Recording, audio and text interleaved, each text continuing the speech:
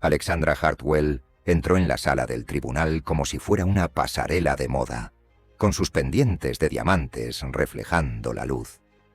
Después de atropellar a un adolescente y dejarlo paralizado, ofreció a su familia un cheque con un despreocupado gesto de su mano manicurada. Cuando se negaron, sonrió con confianza a su prestigioso abogado. Los ojos del juez se estrecharon como el acero. La noche aún era joven, mientras Alexandra Hartwell se encontraba entre la élite de Manhattan en la gala benéfica anual. El champán fluía libremente y Alexandra se entregaba sin restricciones. El apellido de su familia adornaba edificios en toda la ciudad, un recordatorio constante de que los Hartwell eran intocables. Alexandra nunca había conocido las consecuencias. Toda su vida había sido una serie de problemas resueltos con chequeras y conexiones. La lluvia comenzó justo cuando terminó la gala. Alexandra rechazó la oferta de su amiga de llamar a un conductor, descartando las preocupaciones sobre su capacidad para conducir. Se deslizó en su elegante auto deportivo, con el motor ronroneando bajo ella. Se alejó conduciendo, su mente aún flotando en burbujas de champán caro. Alexandra giró hacia un barrio residencial, un atajo hacia su ático. Su coche se desvió ligeramente mientras revisaba su teléfono, los neumáticos cruzando la línea amarilla antes de volver bruscamente. Ni siquiera redujo la velocidad al acercarse al paso de peatones. Michael Thompson acababa de terminar el entrenamiento de baloncesto en el centro comunitario. El destacado jugador de 18 años tenía motivos para celebrar. Reclutadores de 3 importantes universidades habían asistido al partido. Su sueño de ser el primero de su familia en asistir a la universidad estaba al alcance. Se subió la capucha de la chaqueta para protegerse de la lluvia y pisó el paso de peatones. El impacto ocurrió muy rápido. Alexandra sintió una sacudida repentina y escuchó un golpe nauseabundo. Su coche derrapó hasta detenerse varios metros más allá. Por un momento, permaneció paralizada. Luego salió bajo la lluvia. A través del aguacero, vio una figura inmóvil en el asfalto mojado. Una pequeña multitud comenzó a reunirse desde las casas cercanas. Alexandra evaluó rápidamente la situación. Testigos, preguntas, intervención policial, atención mediática. Sin pensarlo 2 veces, volvió a su coche y se alejó a toda velocidad, dejando a Michael sangrando en la calle. La luz de la mañana se filtraba por las ventanas del ático de Alexandra, mientras aliviaba su resaca con agua mineral importada. El golpe en su puerta fue firme, autoritario. 2 oficiales de policía estaban en su entrada, con rostros sombríos. Las grabaciones de seguridad de las casas cercanas al accidente habían captado su distintivo vehículo abandonando la escena. Alexandra pareció imperturbable ante sus preguntas. Con indiferencia casual, alcanzó su chequera. Explicó que estaba dispuesta a cubrir cualquier daño o gasto médico del peatón. Cuando le informaron que Michael Thompson había sufrido daños severos en la columna vertebral y podría no volver a caminar, Alexandra simplemente arqueó las cejas y aumentó su oferta. Los oficiales intercambiaron miradas mientras Alexandra continuaba hablando sobre el accidente como si discutiera un pequeño choque. Fue arrestada y acusada de conducir bajo los efectos del alcohol, causando lesiones corporales graves y abandonar la escena de un accidente. La noticia del atropello y fuga se difundió rápidamente. El contraste era notable. Alexandra Hartwell, heredera de un imperio inmobiliario de miles de millones, y Michael Thompson, hijo de 2 dedicados maestros de escuela pública. Michael había estado al borde de un futuro brillante. Su beca deportiva era el boleto a oportunidades que sus padres habían trabajado incansablemente para proporcionarle. Ahora yacía en una cama de hospital, enfrentando la posibilidad de una parálisis permanente. La familia Thompson rechazó las ofertas de acuerdo de Alexandra. El padre de Michael dijo a los reporteros que querían justicia, no dinero manchado de sangre.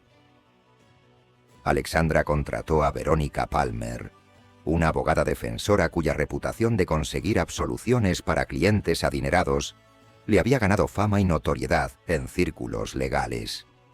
La estrategia de defensa de Palmer fue inmediatamente evidente.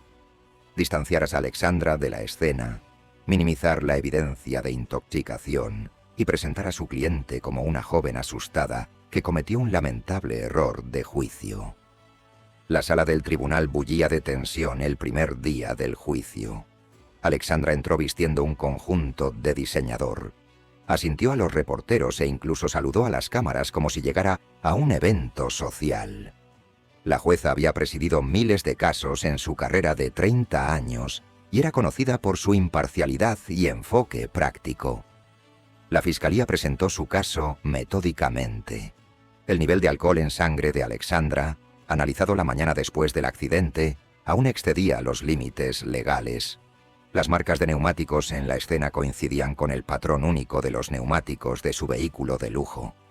3 testigos diferentes declararon haber visto a una mujer que coincidía con la descripción de Alexandra salir brevemente del coche antes de huir de la escena. A lo largo de este testimonio condenatorio, Alexandra mostró una notable indiferencia. Examinaba su manicura durante las declaraciones de los testigos y ocasionalmente susurraba a su abogada. Cuando llegó el momento de que Alexandra subiera al estrado, se transformó. Bajo la experta guía de Palmer, se presentó como arrepentida y confundida. Afirmó que la lluvia había limitado severamente la visibilidad y que realmente creía haber golpeado a un ciervo o animal grande.